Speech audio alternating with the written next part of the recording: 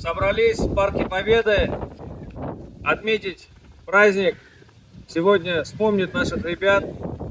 И сегодня с нами ребята, которые участвовали в специальной военной операции, участники Чеченской войны, участники Сирии, Афганской войны.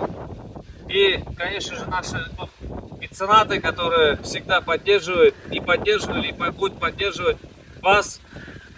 И всегда мы вместе, и победа будет за нами. Уважаемые ребята, мы всегда с вами. Первая гуманитарка ушла 5 лет назад. И сегодня мы тоже каждый раз поддерживаем. С нами стоят ветераны Чечни, афганцы, Сирии, Таджикистана и ваши боевые друзья. Мы всегда с вами. Победа будет за нами.